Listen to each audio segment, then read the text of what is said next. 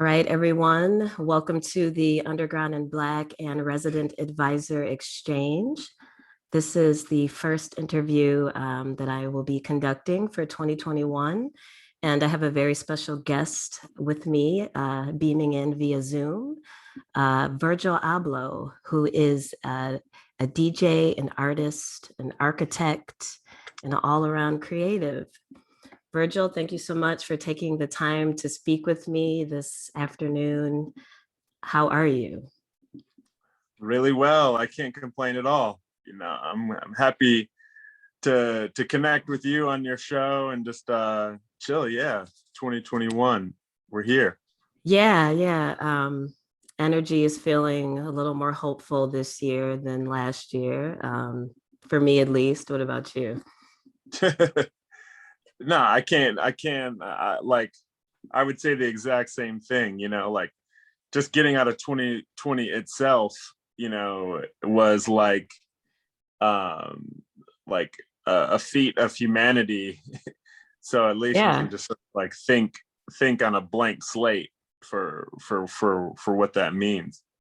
Exactly. A lot of people honestly didn't even make it through 2020. So just the mere fact of like surviving it and like being here Yeah. today to talk about it, I realize is such a blessing. But yeah, so you said that you're in Paris right now. Like what have you been up to lately? And then, what you got going on? Yeah. I'm in Paris right now. I split my time between here and Chicago, where I live. I'm at my studio here at Louis Vuitton. I'm talking to you via Zoom on top of a Macintosh amplifier, and my computer sitting on some Technic 1200s. So Nice. that's a bit of a context for what my studio at Louis Vuitton is like. For me, it's not. I just don't show up here and do fashion in a silo. My life and career are about doing everything at once. So music is a part of my ecosystem, literally and figuratively. Yeah, that was interesting because when I was just kind of like researching you, and I definitely knew you did a lot of things, but I thought it was interesting. You had mentioned that DJing is kind of like what you were doing before a lot of the things that you do now. And I actually didn't know that. Do you want to talk a little bit about like your experience DJing, or what exactly got you interested in music and DJing? Well, kind of all, like, for all of us, for if you ask anyone who's sort of in music or culture in this sort of way, like there's no official start date to when you started your journey. Yeah. So for me, it's like, like everyone has those stories of their parents' record collection. I think that's first and foremost. My parents are from Ghana and West Africa. So my dad, grew up listening and loving jazz, like high life music. And that was like my first engagement to music and knowing records and knowing artists. But then, I'm born in 1980, so I grew up in the 90s, and it was about like turntablism, hip hop in Chicago. So I was like taking my parents, record players, two different brands, buying a mixer and scratching in the living room. And that like was the start of my DJ. I was the kid that was DJ all the high school parties. I'd show Oh, up with like wow.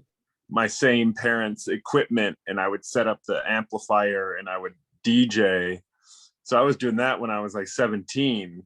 And then my musical influences were the radio in Chicago. There was an hour on 107.5 WGCI that was like classic house. And then it was at the same time B96, which was like, house. Me and Bad Boy Bill had like a radio show, and I was like, but I was a hip hop kid, but all those influences were Yep, equally exactly. weighted. And then that was my like teenage experience. And I like today, I just try to stay a teenager, it's my Yeah. metaphor for living. Right.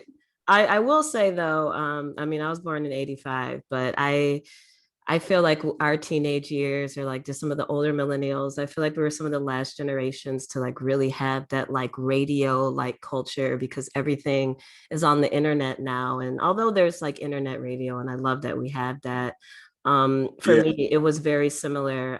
I was listening to an interview you did, and you were kind of saying like you were hearing dance music growing up on the radio in Chicago, but at one point you didn't even really know who the people were, or like the deeper history of it. You kind of just know those rhythms and those beats. Yeah.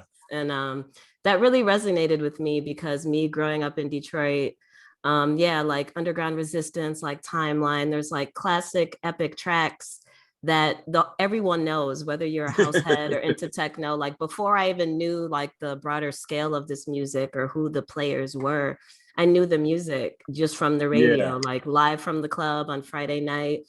Like, damn, this shit is kind of hitting. I didn't know who it was. And then yeah, once I grew up and kind of like saw the, the reach of this music, it was like even more inspiring. But again, Yeah. like that's cool that the radio was kind of like your exposure, to a lot of music. Yeah. It's like, and it's like, eh, I was explaining this like to someone yet just yesterday. It's like when you're about this life, there is no effort. There's no start time. There's no like, hey, I need to do the research on all these songs. Like these, like Yeah. you just grow up in Chicago, like a juke music, footwork, like those are all in the same party or they're adjacent, or like as I got to be a teenager, there's this awesome club, and it's funny because both of us we're talking about the after the glory days. Right, when you say you're Yeah. from Chicago, Detroit, like people might assume I wasn't fortunate to be young enough to be in Chicago during like the heyday that made it what it is, but Yeah. I'm a part of the descendants of that. And so there was this club called Sonatech, which was just like sort of like modern lounge, but like, audiophile. And my friend, I was used to work the door intern for this girl named Sonia who built this party called Africa Hi-Fi with Ron Trent. And that became a very much like the formal part of my DJ, like I wanted to DJ and they were like, yo, sell tickets and do coat check at the door. But having that foundation, and I was a hip hop kid, like I was listening to Wu-Tang, Mobb Deep, and, grime music and whatever. But like that to me is an important like heritage piece in being a Chicago kid. Yeah, and I think that there's definitely a connect between like the genres because it's interesting. I was introduced to dance music through my older sister, but a lot of those people, and they were like legit straight up ravers, like big pants, everything. I was like in eighth grade, like going to raves with my sister. She was like a freshman in college. I was just wanted to like emulate them. I thought they were so cool.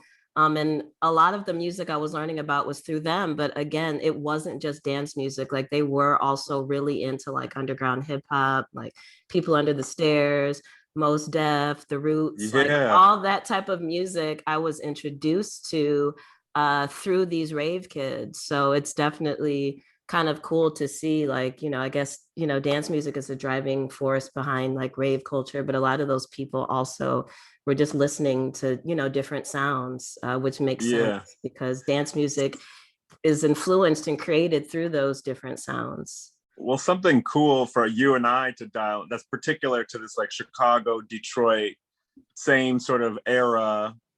It's like we have the monument of the glory days, but our culture was still analog, right? We had the radio, like to hear a song. There was no Shazam, there was no track list posted that you could go to like Yeah, find out exactly. info, like, okay, I'm about this. Like I was going to gramophone. I've been going to gramophone since I was in high school, which is our record shop. But I think the theory that we'll sort of flesh out in this conversation is that the glory day, our glory days are exactly what you described with your sister, right? Black Yeah, experience within different, like all the spectrums of music to be this collage. Yet exactly. we are DJs. So like, we sit in front of like two sources and a mixer, which to me is like the best invention of all time because it's metaphoric of being able to weave a storyline through ready-made like existing pieces of content. Exactly. But it's our identity. It's like this is where I get into like the art of the DJ, right? Like that's throughout time, through the glory days or from our time, the person who can sonically or categorically or stylistically blend things together to tell a story is an artist. Um, Exactly. and we're right before the internet. So it's like there's this period of like this is current culture now, which has all its disparities in terms of Black representation or acknowledgement of their art in DJing, Yep. or fashion, where I'm calling you from, or within art. It's the same scenario, but for us to sort of unpack that is and record it so that other people can listen to it, I think it's just like that's why I do what I do. And, that's why I don't sit still between like I just don't do fashion or DJ or that. It's like trying to get the most out of life. Yeah, yeah, and I respect that, and I definitely like relate in terms of like we're continuing that legacy, because again, like a lot of the OGs and people that I look up to, you mentioned Ron Trent. I was gonna touch on that as well. That's also like a really great friend of mine. So we've Yeah, discussed you a little bit. I told him I was gonna ask you about nice. y'all's time working together, but just you being here on the Underground and Black podcast. That was really like my initial like kind of like goal or like thinking behind it was just like I wanted to continue on that culture. I wasn't seeing a lot Yeah, of like millennial people talking about dance music or listening to it, or I would tell my Black friends I was doing it and some of them would be like, oh, that's white. And like even people in Detroit, I'm like, this shit was like created in the city here. you live Yeah, in, and like they didn't know the history of it. And even just in the few years, like I've been doing this, it's been really fulfilling just to kind of continue that legacy and to be a yeah, face of representation for Black artists in America, especially because people a lot of times don't even associate electronic music with people from America. And it's like, come on, like this is yeah, super like domestic, and it's yeah, important that we let people know that and are the faces of it, because again, like yeah, like Black art and culture and creativity, unfortunately a lot of times it gets kind of taken over a bit and we're pushed to the side and people don't even know like this is our shit. Like, yeah. No, which is like we're fulfilling one part of the mission just by sort of oral stories, you yep, know, and that's why I centered it on our post because think about it, the further away you get from the epicenter, the traditionally the more the story is rewritten. you know exactly, and that's what they're doing with dance music. I mean, exactly, but for us to sort of like say, hey, we're going to tell our stories and we're going to contextualize it, can hopefully extend the epicenter out like through time. But it's exactly. such a wild, like even when you're just saying that, I think about like like my USB is like the most chaotic cross genre thing you could ever have. And so like yeah, like I'll that's why I stuck with hip hop. Like I've been a DJ for what, 25 years or something like that. Wow. So of all those years of like playing a party, imagine like I'm one of those people who I'll play every day for like 4 hours. It's like I have like a social awkwardness where I don't want to sit in a club and talk. I'd rather be like headphones.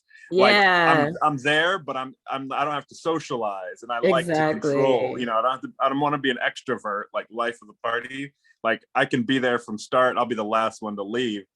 But imagine of all those sort of nighttime scenarios, like being in like an all black environment and then being like, oh, I don't want to hear electronic music, I want to hear rap. You Yeah, know, exactly. or like the opposite, you know, like I'll be playing in Europe at wherever, and after like 30 minutes of like house and techno, like my brain is like, all right, time for like, that's my sort of brand of DJing, is like paint a picture. I'm not monotonous in any way. So then I'm Yeah. always trying to like make two people exposed to, you know, something that I'm into. Yeah, definitely. Like I was checking out your sets and like they're definitely not linear like at all. And like I thought that, yeah, I love that, especially me coming from the dance music world. Like sometimes I hate that I'm so just like deep house, like techno. But like I was listening to like your televised radio and like, yeah, they're kind of like soundscapes. Like you don't really know what to expect, what's coming. You know, it's like Fortet like mixed into like Meg the Stallion and then like some Miles Davis thrown in, and there's like a movie Yeah. clip, like some cool like little conversation from a movie, like so Yeah. I really like that, and I think you know the point you made about just embracing those different sounds like as a way, you know, of course it's what you love, but it's definitely a way to like educate people. Like some people may not be ready just to hear a straight house set all night, but if you throw in Yeah. like some trap music, they're like, okay, Yeah. Yeah. cool, and then you mix it in, that's like, you know, you got Yeah. to just feed it to them a little bit. But again, like, Yeah. yeah, just the importance of just actually playing it, you know, because a lot of people Yeah. aren't, especially in the way that you are. So like shout out to you because Well, that's some real it, shit. Like, you know. appreciate it, but it all as like the real. It's good to talk to you in the context of DJing, where it's like you understand it, so I don't have to do 20 minutes of explanation. Like the algorithm, and I saw this as like one of the sort of talking points as we move through. It's like, let's just lay it all out, the context: underground, overground, right? Yeah. And Yeah. like that's the prism which we got to establish early in this conversation, because I have this like running joke with all of my like contemporary best friends, creatives, DJs. Like all of my, like the majority of my Black colleagues are like underground purists, right? They have private Instagrams. They have a collective of like 2 posts or 10 posts up, but like they're on it all the time. They you know, we're like, you know, we're thinking, we're dialogue, we're debating, Yeah. we're critiquing all the time. We're sharing music, the best music. But I say that because I have 5 million followers, right? Like I'm out in the middle of the street. You know, when I post, You out here. yeah, when I post a flyer, like it's packed, right? Full of, as you could imagine, like people from all over, people that want their sneakers signed, people that know me from 10 years ago, people that know me. You know, I've been on a DJ circuit, like, you know, playing like 200 nights a year while doing fashion for the last. So it's like Wow. I've played, that's been my thing. But the underground overground thing makes it very complex in order to judge who I am, right? Because Exactly. like niche people love things to stay niche. Like, you know, like how do you know about you know, like this rare Omar S. Carl Craig, whatever? Like you shouldn't, like you don't really broadcast that. You don't want people to be like, or you know what I mean? Like keep underground things underground. Yeah. Yeah. Keep pop things pop. And where I sort of hack the system, and I think that's why my taste is eclectic, because I'm trying to like prove that I'm trying to unravel this conception that things that are pop are whack, that are popular pop culture, and Gotcha. things that Yeah. are niche have to stay niche, right? When it's like in our lifetime, both of our generation, we've seen that cycle get faster and faster with the internet. Yeah. And I mean, my thing is like, and this is interesting because, yeah, me and Ron Trent had this conversation. I've been having this conversation with a lot of peers of mine lately because, again, yeah, I come from like, Detroit underground. I play like dance music. I don't fuck with commercial shit, quote unquote. Yeah. But as I'm getting older and like more opportunities are arising, and like I'm a grown ass woman, and there's like stuff I Yeah. want to do as a business person, and I find myself being like, oh, like, is this underground enough? Or like, oh, are they going to laugh at me because I did such and such? But I'm realizing, like, first of all, underground to me is a state of mind. So, regardless as to That, what brand you work with or whatever, like, that's not going to change that me being underground. And then, secondly, like, you brought up the social media thing. Like, yeah, what is really all the way underground anymore? Like, it's kind of not possible. Like, again, the shit I was doing with my sister, yeah, that was super underground because yeah. there was no, I don't even think MySpace was there yet. Like, we were Yeah. on like Please. Napster. Maybe that was the Yeah. only thing. I was on Napster trying to like find stuff, but Tracks. yeah. Yeah. So I don't know. In the era we're living in, my view on it has changed, but I think, what you're doing is kind of like bridging the gap between the two. And of course, there will always be people, like you said, niche people that want underground to be underground. But Yeah. I mean, it is what it is. I see the upsides of merging the two worlds together. And again, if you still underground and true to yourself and your soul, Yeah. and you're not no sellout type Yeah. motherfucker, like who cares? Like, come on. Exactly. And that's me to a T. Like I lived it, like let's be real. When no one knew me, like it was like no one like my come up was so slow, and that's what's great to see because my feet are on the ground. It's that uh, you take the prism of 2020, right? Like let's, as a sidebar, you see how Black contribution is sort of just racially slighted. Like Yeah. you see how it's non-equitable, you see Yeah. non-equal, like it's not equal. Yeah. And then I understand why we keep it underground. It's like it's just better to be in a safe space, don't have to worry about the other economic. But on the other side, it's like let's DJ gigs offered, fees offered. you know I simply was like, in my lifetime I can change that, right? If I didn't, Yeah. I was like, let me be the one in Ibiza, or the one in Mykonos, or the one playing Tomorrowland, showing them and suggesting Black DJs that they should book and be on these tours with me, and doing residencies and being like, let me curate the lineup for these nights. Exactly. Because it's, I have a choice, right? It's just to like use my platform to usher and educate, rather than like doing it for my own self-esteem or ego. Like my whole method is a Trojan horse, right? If someone dials in, it's like, oh, I'm super opinionated, I have a logic, I have an understanding of how the world works, Mm-hmm. but I have an ability, and I've built my sort of like career off of like opening the door and keeping it open for real motherfuckers that like Exactly. like all my conversations are like this. Like we're having, like at the Yeah. bar at noon, it's like culture talk. Like either Right. it's like, back in the day, do you know this? Or like this kid right now in London who's like, I'm finding new kids in New York and Brooklyn that are producing fire techno, and I'm like Black kids, and I'm like, damn, how did I not know about that? Like, let me follow, let me buy, let me repost Yeah. their content. Because it's like I decide the underground, just to end the underground overground thing, it's like I'm doing it with purpose, and I'm There we doing it to go. open the doors. Like Exactly.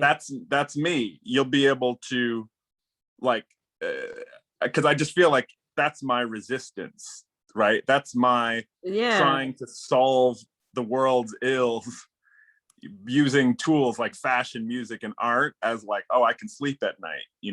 Exactly. And I mean, and you made it, like, you know what I mean? You're at that point where you can help, and you are doing it, like amplifying other Black creatives and artists. So again, like, yeah, people can say it's commercial or fashion is an underground. But at the same time, like you said, you're ushering in new people from the culture, from dance music and Yeah. young Okay, Black here's a creatives. good So, question though. Like yeah. this is a good, like, just rewind. Speak, because I like we could do a whole hour on just underground itself. Because you put a great point in my mind. I'm gonna send you this clip on Rick Owens, because like he's got a fake cult following, and someone asked him like, "Are you sellout or are you still underground?" And he's Oh, trying to grapple with it. But when you yeah. said it, it also, like, it's worthy just to air out. But one of the most underground parties that I've played, ironically, was in Detroit. And I'm just bringing this up to Oh, ask you, wow. Okay. what's the venue that's kind of it? You walk in, it's like a hotel, but you go upstairs and it's like in the back. It's like in the center of Detroit, and it's kind of like it's in the back of like Oh, an abandoned it's hotel, and it's yeah. all like Oh cinder block. gosh. Oh my God. Oh, Is it? I know exactly where you're Is that a talking about. known spot? Yeah, yeah. It's been there forever. Something club. Oh my God.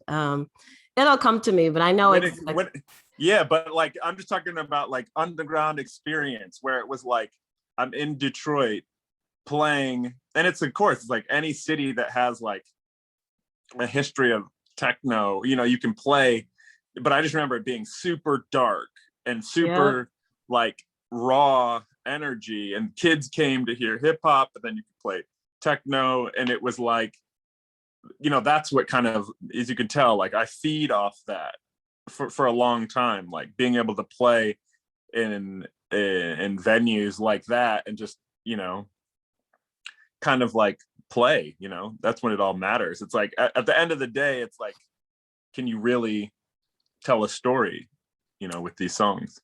Exactly. That's why I'm like, I mean, again, the underground versus overground thing, I think as long as your sound is still speaking for itself, people are going to say what they're going to say or think what they want to think. But yeah, like the commitment to underground culture, regardless as to if it's kind of more to the forefront, I think it's important that we just stay committed to it and stay amplifying it and just keeping it Black. And it's crazy Yeah. because it seems like people are taking more of an interest in dance music, and some people don't like that. But also, I'm like, the whole underground thing, it's like, yeah, if you're trying to make money and survive off this shit, and I used to even feel bad like saying that, but I'm like, if anyone should be like making money off this shit, it's Black people. So like, why should we feel bad if we did this little gig with Ray-Ban or whoever? So like Yeah. my whole like view on the overground versus underground thing is definitely changing. And I think that's maybe just come with growth as a person, because I know who I am and I'm sure you know who you are. Yeah. So regardless of if people think it's underground or not, you know what your cause is and why you're doing it and how long you've been doing it. That's So the I think, fact. yeah, at the end of When the you day, tell it's like y'all that's can't tell me shit. So But exactly, but like, let's do this, and mind you, this is age old questions, right? Like people were dealing with this hundreds of years ago in different contexts. So, yeah. and the funny thing is that overground underground context is only, Leland City Club. I'm sorry, that it just came to me. oh, City Club. bingo. That's the name of that venue. Yeah. I I knew knew it it would was gonna, come. yeah. Yeah, I love that spot. But so underground overground, but the problem is with that context of like keep it real, like look at your OGs to give a like this is when you're 20, you're 30, all you like, if you're, of course, keep it real is different than underground overground. Yeah. But I want to make sure that all of my OGs aren't aren't living off their contribution, like the work that they, like Ron Trent or something like that, like personal mentors in fashion and art. Like the thing is, we're all so influential, right? And by influential means that millions of dollars are created by us deciding to play at this club, us playing these records, us being these personas, I don't want to see anyone in a non-successful position based on their influence. Like, Exactly. if we talk about imbalance, like that is a practical, like rent, lifestyle, being able to continue their art form. And for me, I've just found that I can fight for more Black artists by existing in the overground, opening up doors, and also educating through the music and the context and through the art form. Like, exactly. it starts to double and triple on itself in my own ecosystem, because it's like, they're seeing a Black guy play techno when they're, and then like when they're used to seeing like a different archetype. But then also on the lineup is a friend of mine who I have like a, my ecosystem, my community, they're also on the bill. Then they're playing music by these artists that are like next up and coming. So it's like, I feel like rather than, hey, I'm just gonna keep it low key, like I'm gonna like not invite overground sort of like opportunities, just so that no one can say that I'm whatever. It's a balance. Yeah, like that. Yeah, it's like you got to just go for it. You know what I mean? And like, especially in this day and age, again, like I think the merging of the sounds and the styles, especially for like younger people, generation like Z or whatever. Like I think Yeah. because they're like, yeah, they don't really know about this. Like this culture is even like so much farther from their upbringing. So I think, yeah, just kind of merging, the sounds. And then in terms of like, yeah, the OGs, it's definitely been sad, like to see how some of them, like, yeah, they have this clout, but maybe in their personal lives, they're not doing that well. So I Yeah. think, it's important, for us to tell these stories, to embrace them, and, to do what we can, because, yeah, there's been things I've heard about people, you're like, man, like they're not doing that great, but they should be. Yeah. Like, motherfuckers are struggling. And then it's like, there's people out here making millions off this stuff, So it's Exactly. just like, Like these festival line, like, and I think that this, like, you're doing it proper by having these conversations while it's a pause. Because what happens is if the summer schedules are out and people are touring, it's like no one wants trying to hear yeah, they don't about care. the disparity in festival lineups, right? On house and techno, Black music originated festivals, and then you look at the lineup. So it's like I'm hoping that this awakening in terms of the industry on how disproportionate it is towards acknowledging DJs, female DJs that are Black, like, can we, I'm a little bit of like a optimist and utopia type visionary. In my world, like I'm like on some like, can everyone just get along type shit, even though that's like, but imagine this, like, when Stevie Williams connected us to, I looked at your Instagram, I was like 100%, like I'm not even wasting time with like, because I've seen all that I need to see to know that you're legit in your space, and we didn't know each other, right? Exactly. So of course in our community it could be like, until I meet you, would we ever like build or anything? And I was like, no, it's too urgent, right? Yeah. That like there should be festivals that we all are all combining on, that are showcasing Black electronic music just the same way, what's that, Pitchfork Fest or whatever, like Yeah. any of those, like, what am I trying to say? Not Pitchfork, but like any of these South by Southwest is like like supports indie bands or Yeah, whatever. exactly. Like, why can't we in 2022 be launching a 3-day festival in between Detroit and Chicago that's the epicenter of Black music? It's like I'm like, oh Exactly. shit, like how do you do that? Like, let's start building that. Like, it can happen in our lifetime, because I don't want to sit and talk about what's wrong. I want to enact change. That's just how I'm Right. built. And that's crazy that you say that, because that's kind of like how I feel. I mean, especially through like 2020, I've definitely been that person that's like done a lot of interviews and like, just talking about like the Black Lives Matter Yeah, movement effect on dance music. And I've done all that. And for a while, I did start to feel like, okay, like we've talked enough. Like I'm ready to like make some real change. And like, and what you mentioned about like the whole festival thing, I think that's something we do need to see more of, is like actually just Black produced events. yeah, Because I will say, like, I was starting to get kind of like on the festival circuit and touring and whatnot. And I mean, the fact of the matter is, like, 90% of the bookings or the things I'm doing are like by like, white creatives or clubs or booking agencies or whatever. And, yeah, shout out to them, like they're doing their thing. Like, I'm going to do it, but it would definitely, I definitely realize that there's definitely like room. Well, if there's not, yeah, we gonna make it. Like, we need to yeah, have our own shit where like we're curating, we're selecting the artists, we're yeah, behind the programming, because sometimes it's just little things. It's like, okay, this event would have been okay, but it's just like, who was behind the programming? Like, where was your mind at? Like, yeah, yeah, I yeah. just don't get the logic, behind it. So I mean, And it's I'm like I'm hoping that, moving forward, at when we get back out there, that, you'll see. yeah, no, it's like a reset. It's just the same way that, like the thing about me, any DJ or any true DJ of my type is a digger,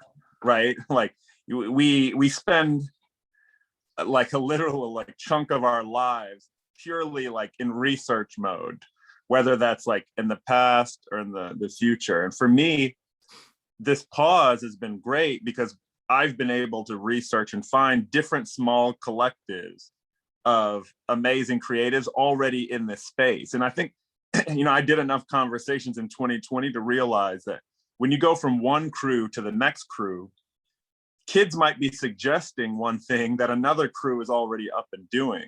So like I'm a real like supporter from afar, and I admire the whole like Dweller crew out of New York, because they've occupied that space, fostered a community, and are pushing for that. Me and you or whoever is in San Francisco or Texas and all these other cities that are trying to gather, having these same conversations, being like, yo, we should reprogram the system, whatever. I think me being overground, I have like a louder voice, is Yeah, almost like, you have 5 million followers, so yeah, yeah. It's almost like, it's because my knee-jerk reaction is be like, yo, you and I are gonna start a festival, right? right, Because we should. Like, if we right. don't, then we're just doing what we said we were not gonna do, just be talking about it. Like, Complaining, we like, can do it. Like, I can find money, I can leverage some resources and we curate it. But then my brain immediately went to,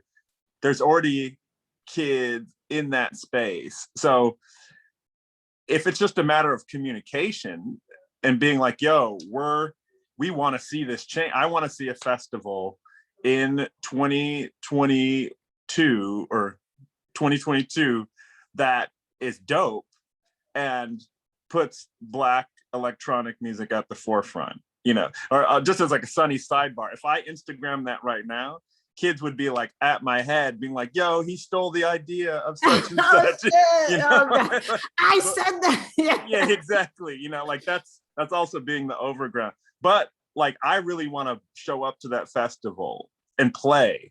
I really want to, I really want that in our lifetime to sort of like see the uphill battle, provide the solution, and then see the glory days emerge out of what we saw as like an inefficiency in the whole system. Like that's like what you do after 25 years of just playing behind CDJs in a mixer. It's like, oh, like when you hear Frankie Knuckles stories, when you hear Paradise Garage stories, when you hear stories about like the loft in the freedom because the actual dance floor was at one with the mixer.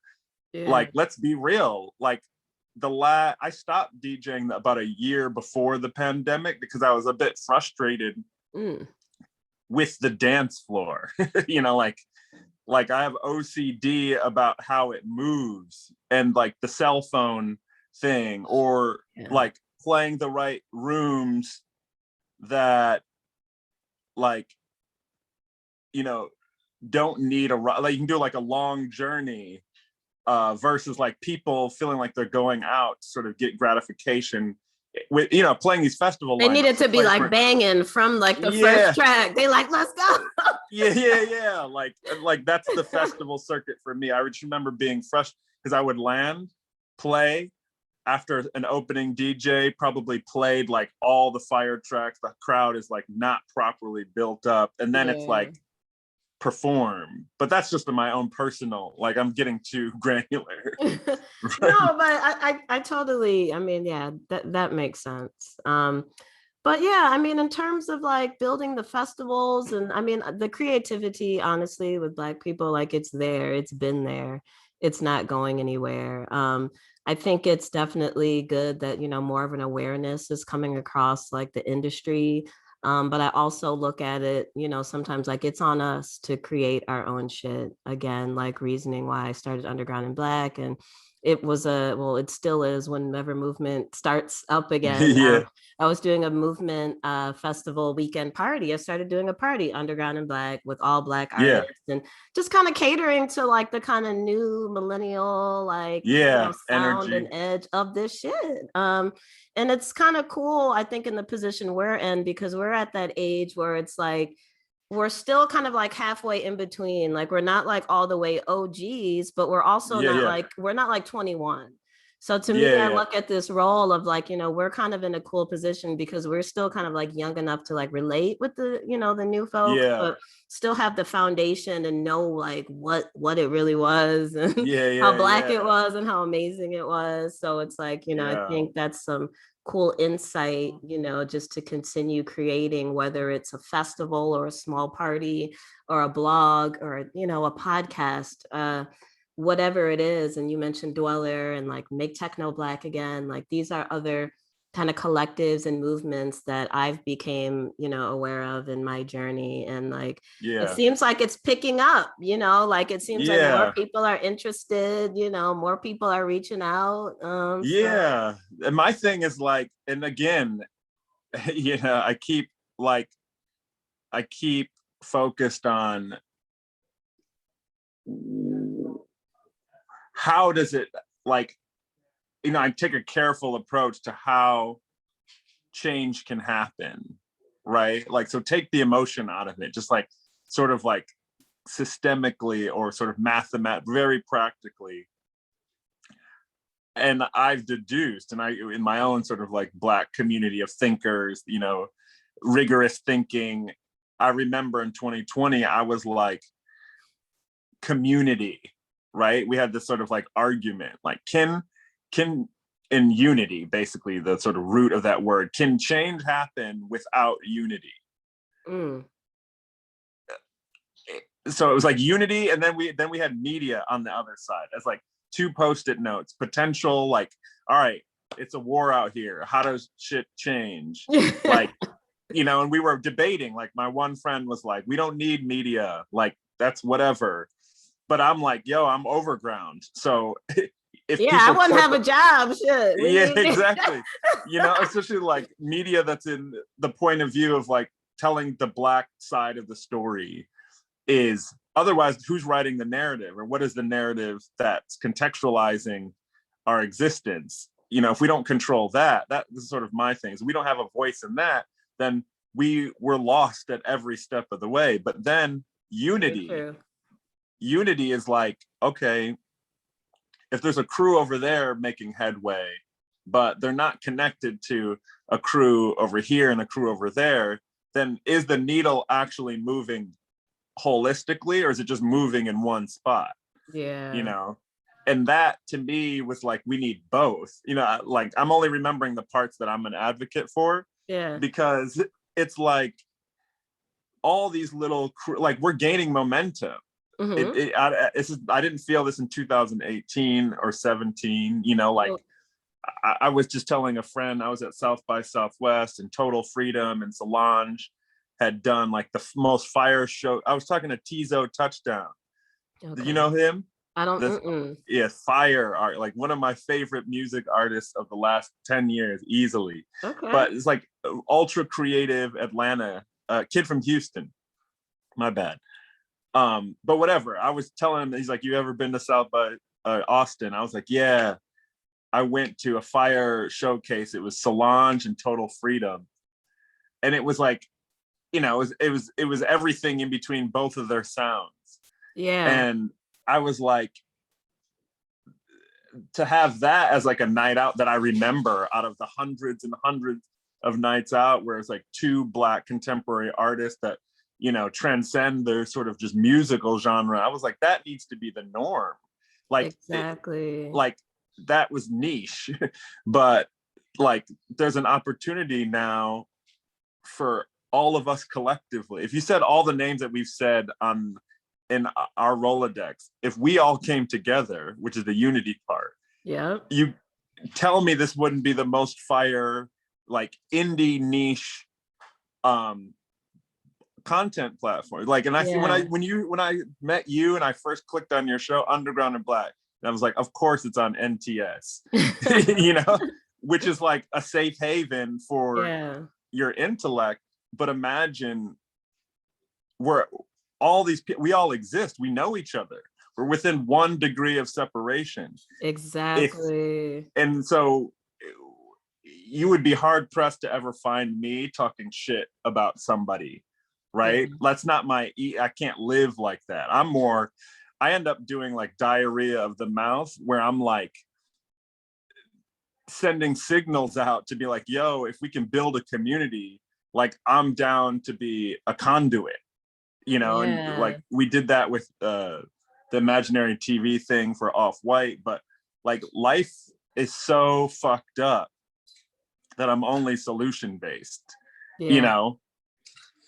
That makes sense. I mean, I like that. And I mean, and speaking about unity, definitely like within the Black community and Black creatives, like I think, yes, so much can happen and even more cool stuff can be created by us, coming together and working together and just kind of coming up with our own solutions. Because sometimes I think it's like if we're just waiting for Yeah, society or like, I don't know, white people or whoever to just yeah, like make it yeah. right. Like sometimes, we gotta take things Well, into our own hands. And even like working with these platforms, working with someone like resident advisor, they've had like, they've been under fire, for certain yeah, things. And I've had moments where I felt kind of like awkward, like should I continue? But again, like, we're telling the stories, and it's a yeah, platform that can amplify, my voice and, my movement. So I'm going to do that. But I definitely think it's important, like for there to be Black media and for us to tell our stories and to interview each yeah, other, which is why this whole partnership with RA came about. And for me, it goes even deeper because like my grandmother was a writer, and like my great yeah, grandfather, like had a Black newspaper, they were a part of the Black press. So it's like really a part of like my history and my personal culture to like tell the stories of Black people. But tell stories. yeah, like I realized the importance of it. And to touch back on the social media thing, like yeah, it is a way for us to actually unify. Like it's so much easier to find each other, just like my Yeah, relationship with you, like how we met, it was like super cool. I was like yeah, really excited, and I was just like, man, Stevie is awesome.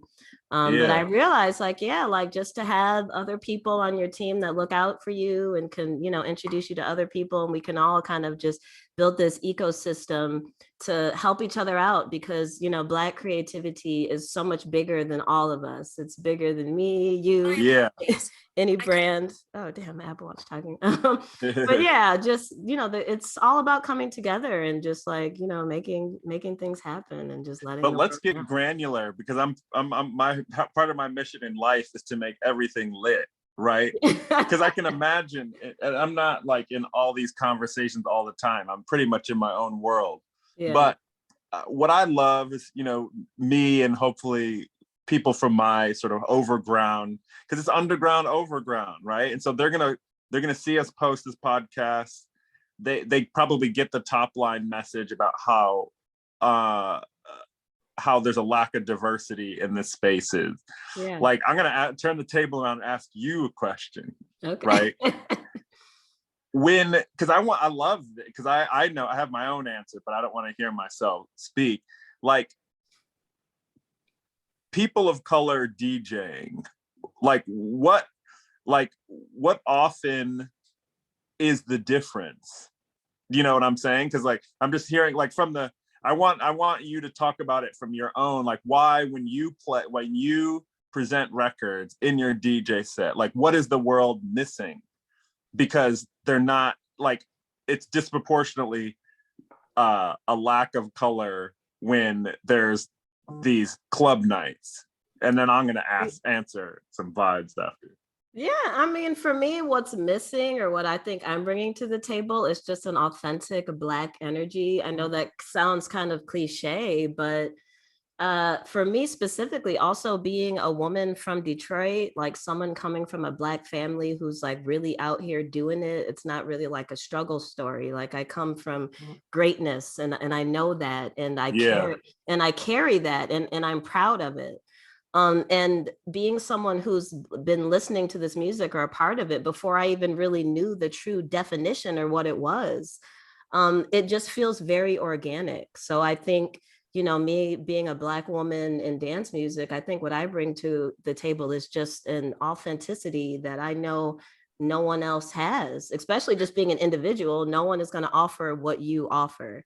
So just kind of like knowing my own power, you know, track selection and being friends with people like Ron Trent and Kai Alcé and Juan Atkins, like knowing all these OGs and not even on no groupie shit, but like on some cool shit. Like these are friends. These are people that I could hit up at any time and they know, like, you know, that most of the people support. They're happy to see a Black woman who is, you know, their goal is to push the culture forward. You know, again, like this is not just for me to like make money and be cool and post flyers. Like I truly love this.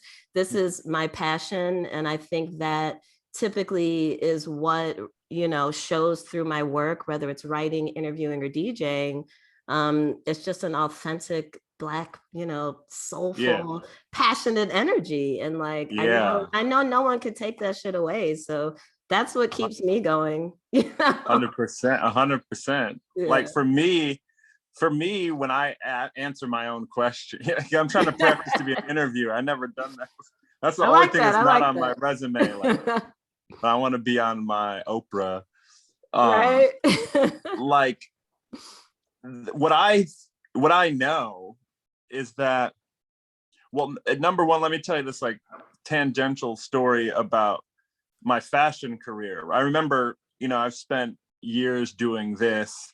I lived in Italy for a moment and learned how to design shoes, like, you know, in a small town in Italy. And I remember it was at a Giuseppe Zanotti factory. And I remember it's like in the middle of nowhere, right? This is like same for Detroit, right? Mm-hmm. And I remember asking them, I was like, why in the world does like high heels come from this small, super small town? And Giuseppe said to me, he was like, you're looking at life in too short of a window trying to find an answer that's much bigger. And he was like, the reason why we make shoes here today is for generations. Like shoes have been made. So grandmothers, grandfather, you know, like, so he's like, in this land that you're standing on, imagine when your mother's mother and your father's father's father have done one thing, it's in your hands. Yeah. When you go to cut a pattern, like there's what you're doing, and then there's the ancestry of the fact that your lineage has done the same thing, and that's evolution. So when I think of, it's a bit shorter, when I think of Black DJs and the fact that they're, you know, the minority, so what's the world missing? It's like these subcultures were created in our community given the circumstances, you know, especially like hip hop, graffiti, street, what they call streetwear, right? So these things were birthed in our ecosystem, so that there's an intangible quality to like, I know when I'm DJing and I'm looking for a kick, like what song to play after the one that's coming. I'm looking for a kick drum that moves me before I deliver it to somebody else. And then I'm thinking about like the artist name, like where do they come from? Like how does that story work into the previous one? Because I know if I was on the dance floor, if I heard, you know, Omar S and Kyle Hall tracks together, I would be like, oh, he's weaving together two sections of Detroit before he goes to, you know, fucking Bugs in the Attic, you know, playing Broken Beat or some shit like that. Yeah, like telling a little story. Telling a story. And so what I mean is like, okay, I approach DJing with that sort of like the histories and the drum pattern. You know, I'm like, how can I and then I'm like drill, rap, Chicago, you know, like how can I weave Chief Keef into this foundation and in my own head.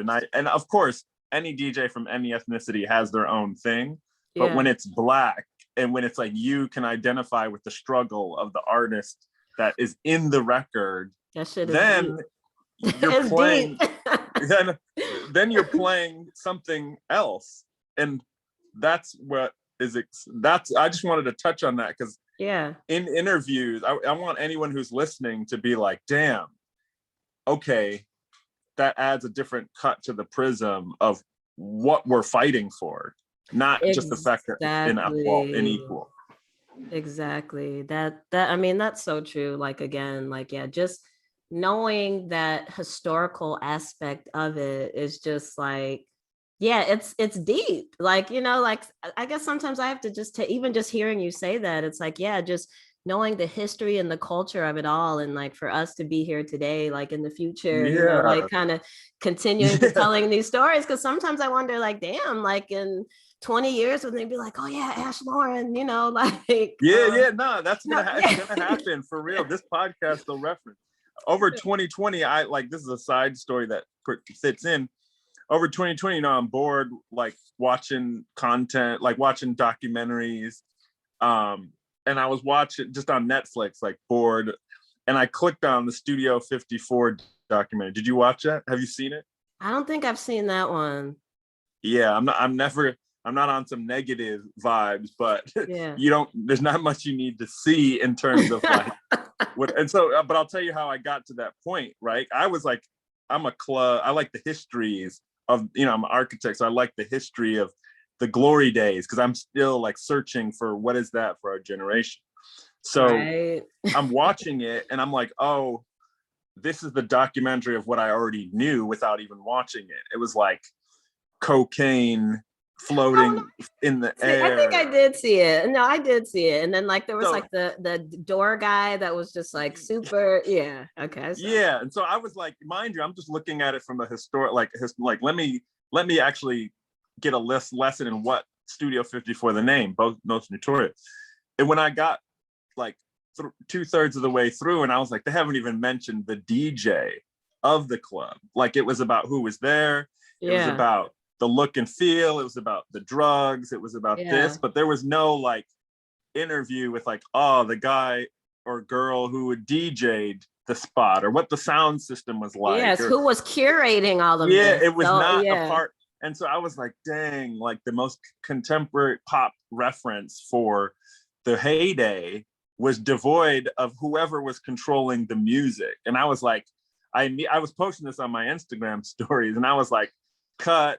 I skipped just referencing Paradise Garage and going on a YouTube to dig in the loft and just to dig about the factual information about what was happening in New York around this. Because I was like, I suspect that this is just the most commercial pop thing because it was glitz and glam. It was like bottle all the celebrities, exactly. Which we all know the histories of New York, the marginalized, the underground, the people that were on the dance floor, the DJs that were literally crafting, blending records together, doing it for the love and passion. We're at the loft and we're Paradise Garage and, you know, the gay community, the freedom that was happening, Larry Levant. So I was like, man, I need a dose of history from that, Frankie Knuckles. And then you go to what was happening in Chicago. And I say all that because that's like the history is deep. Yeah, I mean, it's deep. And I was going to ask you, I watched a documentary recently. Did you see the Jules Catch One documentary? No. Oh, you got to watch that. So that's like about one of like the first like queer dance clubs in LA, and it was owned by a Black woman. And it's crazy because I played there. I played a party called a club called Rhonda, and Yeah. I saw the documentary like after, and I'm like, oh my God, like I didn't even know the historical like nature of the venue. And I was like so pissed off because I mean, it For was a real. fun gig, but I'm just Yeah, like, yeah. if I would have known the history even then, like when I Yeah, yeah, walked yeah, in, I yeah. would have kind of maybe handled it Contextualize. exactly. But yeah, it's called Jules Catch One. It's such a I'll good catch it. documentary. So Yeah, you I'll gotta watch check it. I it out. played Rhonda in it was a Coachella after party Okay, yeah, I like think I saw that. Yeah, I 2 remember years that. back. Yeah. And that was like, and you have to look at it from my perspective. I don't even do interviews on DJing, but for me, I love the challenge, right? Because most people don't think I can DJ. Like, like that's No, the you other can part. DJ. I was listening. No, you can but definitely but I love it where it's like it's weird, that's how I exist. But imagine where I nerd out on the granular, the context, the space, the city, the crowd, and I try to leave an impression that's like, damn, don't judge a book by its cover or whatever. And exactly. and there's certain venues that I dial in, whether it's like Fabric in London or Sub Club in Glasgow or Rhonda. Like Mm-hmm. these are, I know about it just on the circuit. It's like these are esteemed places where people go who know what they're listening to and appreciate it. Like, yeah, so sick. Yeah, it is. And I know we're at the hour mark. If I just are you good for like another 15 more minutes or Yeah, so? yeah, 15 is Okay. perfect. Okay, cool. Yeah. Well, this is how I know it was a good interview because like half the stuff wrote down, we were just kind of talking naturally. So like that's Yeah, we can usually wrap it. We can go through it. yeah, we on some just natural conversation shit. And I like that. Yeah. But one thing I did want to ask you, just you touched on it a little bit earlier, was your relationship like working with Ron Trent. Like how did that begin? And what was it like and what did you do and what did you learn? Man, I, I love those moments when it's like you're young and humbled to just know you're in the right place. Skepta told me that. He was like a friend of mine. He was like, "Yo, we're both, firstborn from African. Him Nigeria, me Ghana. So he described us as like knowing where to stand in the room and the party at all times. Like that's kind of like our gift. It's like, and then that's a metaphor for being like I was in Chicago. None of my friends were as deep into DJing as I was. I was too young to be on any lineup. Then the only thing I could do was like be of help to work the door, count the money. But I knew I needed to be there, and I Yeah. knew like that's the vibe. And Ron obviously is so historical, but it was really my relationship with Sonia, his partner, to do the club night. Okay. And why that was integral is the club night was called Africa Hi-Fi. Mm-hmm. And so this is like, it's Chicago house. It's like house music in the years of the 2000. But I was heavily into the broken beat scene in the UK as well. So I was like, the African influences with house music.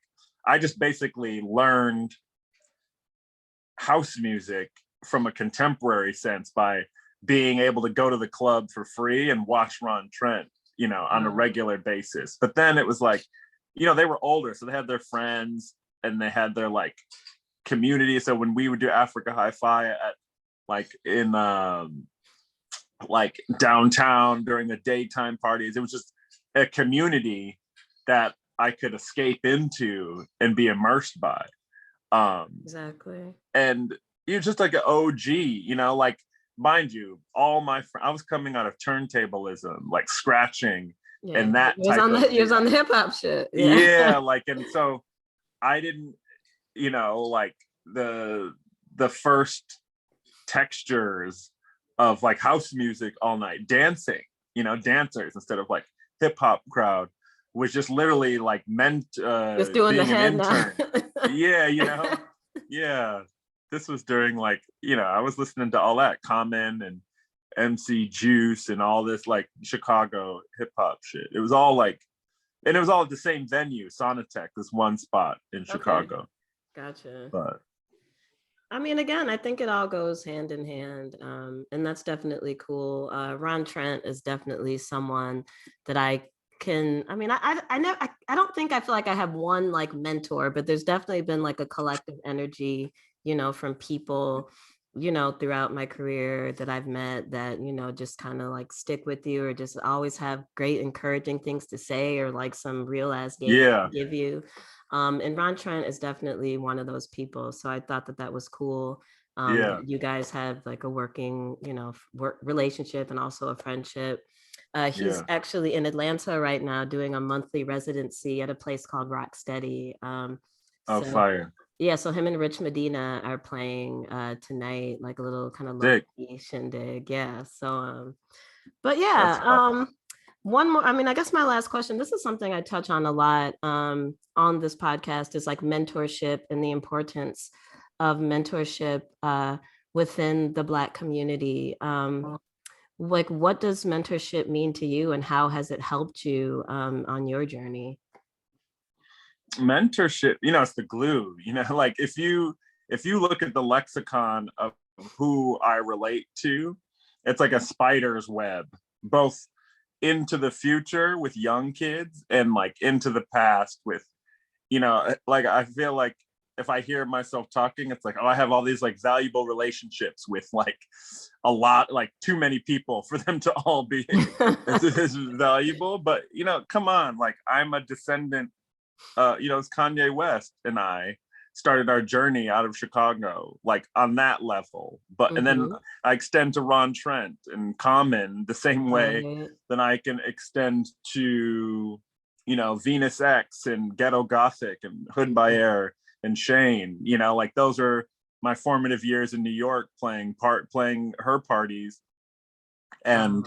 and going on that journey, like that's like that was this equally as important. She's a younger than me and she's my mentor, like Wow. she'll Yeah. tell me, she'll check me any day, but then I'm talking to her tomorrow on Saturday to give advice on just some career shit, and um like in my fashion scope, like my first interns is Black designer Samuel Ross, and now he's got a brand called A Cold Wall, and he's showing on the British fashion schedule. In my studio now, Ibrahim is like a young stylist out of London. He's younger than me, but he's head of Days.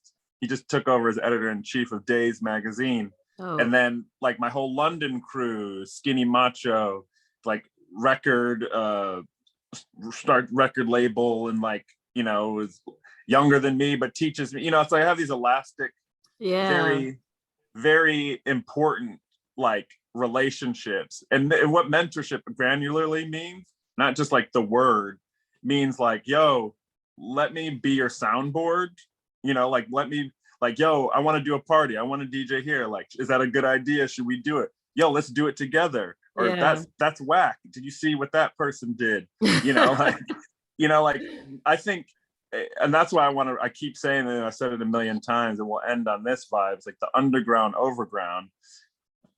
For me, life moves too slow, right? I have ADD. I need to get stuff done, and I want to Mhm. do it because I'm so inspired. Like I'm charged up based on all the things that I've listened to and seen. Like I see a video of old footage of Paradise Garage. It's like I want to be in Yeah. front of a rotary mixer blending in, a Michael Jackson record with like a Chicago house record to get that feeling.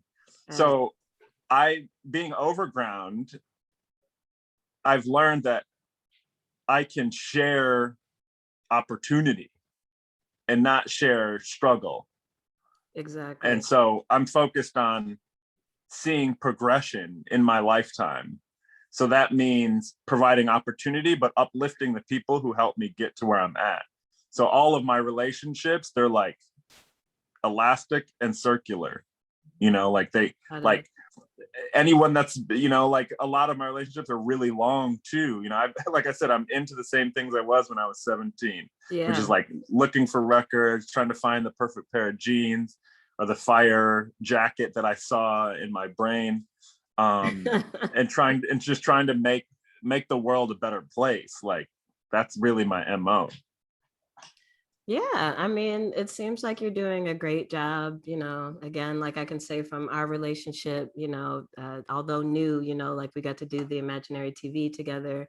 That was a sick opportunity. And again, like I've seen you work with other, creatives that I know. And so, yeah, the overground versus underground, I think it's just about, bridging the gap between the two and staying true to what you love, which, I've kind of recognized about you. Like, yeah, you've always loved music and you're still doing it, regardless as if you're doing architecture and fashion and, whatever else. Like, we can bring all these two worlds together, and just keep the shit popping. And like you say, lit, because that's what we need. I mean, like I don't know anyone who's against things being cool and lit and awesome and inspiring, so but I think just to, go ahead. No, just to end, it's like, I'm glad you hit on it early, this like keeping it real, the underground, like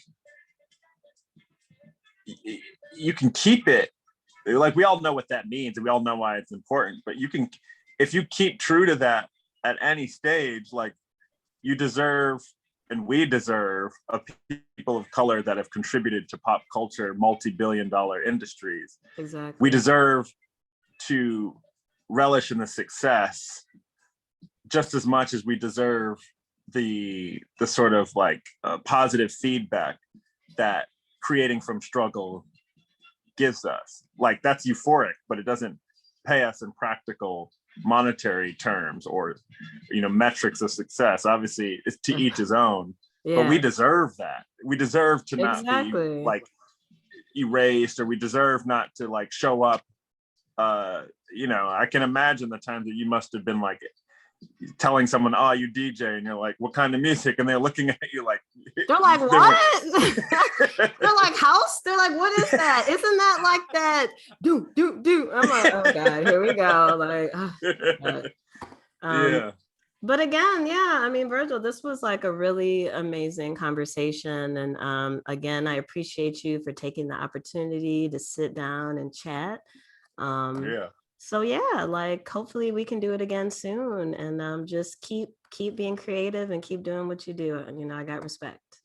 Man, likewise. And to end, whoever wants to do this festival thing, you and I, let's go. And whoever, build the network, like put it in the comments. Exactly. Like, let's do it. I like when it comes to 2021, I want to be at the best festivals I've ever played in my life, and it's going to be a boom, so why not make sure we're a part of it? Exactly. And we're in the place to do it. This is the time and the place. So Virgil Abloh, thank you again, and enjoy the rest of your day. Likewise, take care. Peace. All right, cheers. All right, peace. Bye.